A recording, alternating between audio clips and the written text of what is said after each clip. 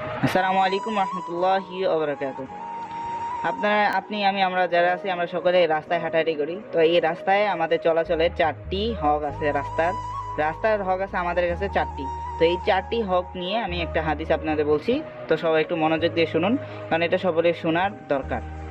হযরত আবু সাঈদ খুদরি রাদিয়াল্লাহু তাআলা আনহু হতে বর্ণিত, তিনি নবী করিম সাল্লাল্লাহু আলাইহি সাল্লাম হতে বর্ণনা করেছেন, রাসূলুল্লাহ সাল্লাল্লাহু আলাইহি সাল্লাম ইরশাদ করেছেন, তোমরা রাস্তায় বসা হতে বিরত থাকো। সাহাবীগণ আরজ করলেন, হে আল্লাহর রাসূল, আমরা তো রাস্তায় বসা ছাড়া আমাদের কোনো উপায় নেই, কেননা আমাদের তো রাস্তায় সব প্রয়োজনীয় আলাপ বা কাজকর্ম করা হয়।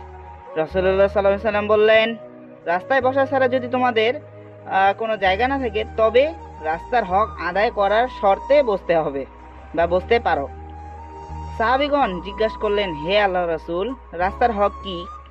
তিনি বললেন, রাস্তার হক হচ্ছে চোখ অবনত রাখা, মানে যে কেউ রাস্তায় যখন হাঁটাহাঁটি করবেন, রাস্তায় বাইরে নিশ্চিতে কোথাও টাকা যাবে না। রাস্তায় যখন রাস্তায় যখন আপনারা চলাচল করবেন, তো হচ্ছে মাথা নিচু করে চলতে লাগবে। তারপরে দ্বিতীয়টি হলো যে রাস্তায় কোনো খারাপ বস্তু বা যে কোনো একটা বস্তু যেটা দিয়ে অ্যাক্সিডেন্ট হতে পারে, এরকম যদি কিছু থাকে, তো এটা হচ্ছে ফেলে দেওয়া বা সরিয়ে দেওয়া।